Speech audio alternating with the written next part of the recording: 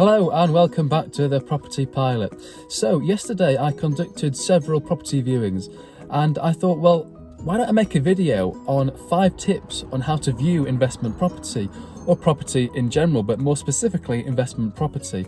Now what's unique about these 5 tips and tricks and these opinions from me is that I've been on both sides. So having conducted over 1,000 property viewings, I've been both an agent, a landlord, but on the other side, I've been a buyer and an investor.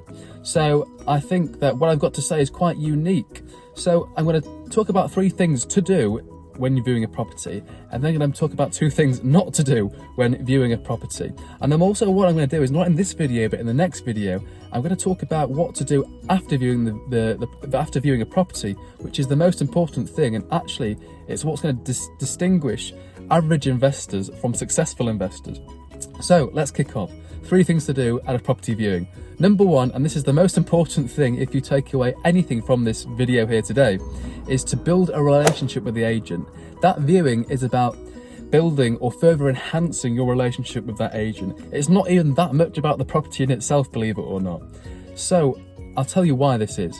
So if you've actually got a good relationship with the agent, and you could, this could be the first time you're meeting this agent, but if you've built good rapport with them and you like each other, they're far, far, far more likely to promote and push forward your offer to the vendor, even if it's slightly lower. Now, how do you actually go about doing this? Well, first of all, arrive on time to the viewing. Be on time, respect their time, don't be late. And if you're going to be late and you can't help it, do call ahead and inform them that you're actually going to be late. Second of all, when you get to the property, of course, look at the property itself, and we'll come on to that very shortly, but make an effort in actually building a relationship with that agent. Ask questions about them, and I'm a firm believer that once you find that one thing that's unique to an individual, then it's quite simple to build that rapport, and it's quite easy to be genuinely interested in what they've got to say. For example, I went on a viewing about a year ago, and the agent showing me around the property was also an aviation enthusiast.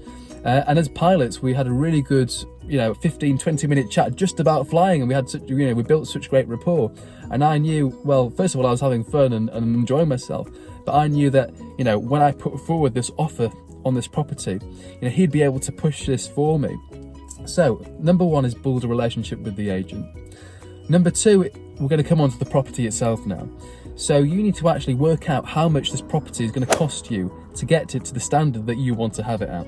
And again, the standard you want it at will be dictated by which strategy you're undergoing, whether it'll be single buy-to-lets or premium HMOs.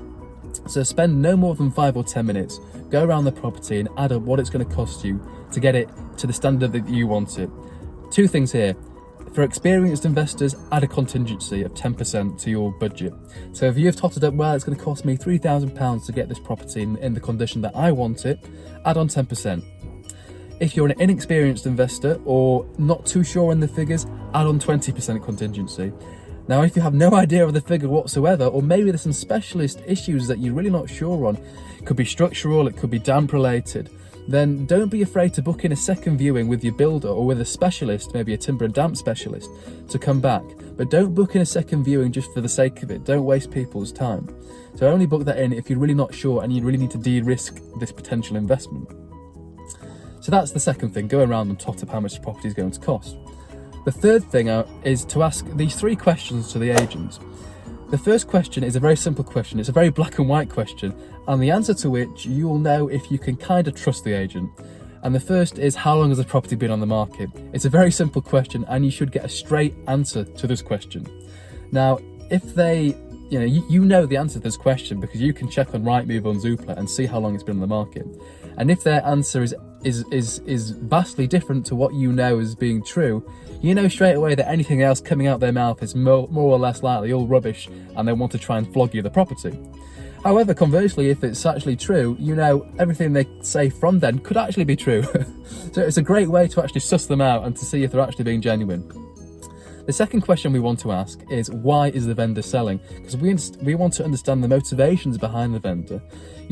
Are they selling because of an unfortunate death in the family or a divorce? Or maybe are they selling because they're a landlord, they've been in the game 30 or 40 years and they're looking to retire? And that motivation will really help you being able to put forward a tailored offer that has a much more higher chance of being accepted. So let's just recap. We've asked the agent how long the property's been on the market.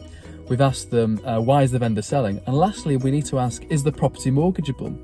Again, a lot of strategies that we undertake rely on leverage and rely on the fact that we need to get a mortgage on this property to hit our return on investment figures. And there are some cases where properties aren't mortgageable, and the agent will know this and they'll communicate this to you. Now this again could be an opportunity in itself, because generally speaking, if you're able to turn an unmortgageable property to a mortgageable property, there's money in it.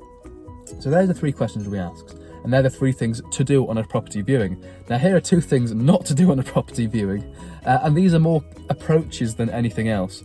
The first is, don't go in there, with a miserable face and play hardball, kick the tyres. Don't go to every room and say, oh, this is rubbish, this is going to cost me £500, this is going to cost me £2,000, and don't smile throughout the whole viewing. Don't be one of those guys, and I'll tell you why not.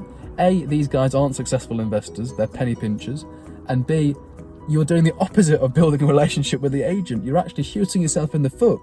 So imagine if the agent receives an offer from someone like that, are they going to push forward that offer to the vendor? I highly doubt it.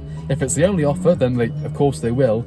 But if there's several offers, and they don't like you, they're not going to push forward your offer. Second of all, what not to do is the exact opposite of this.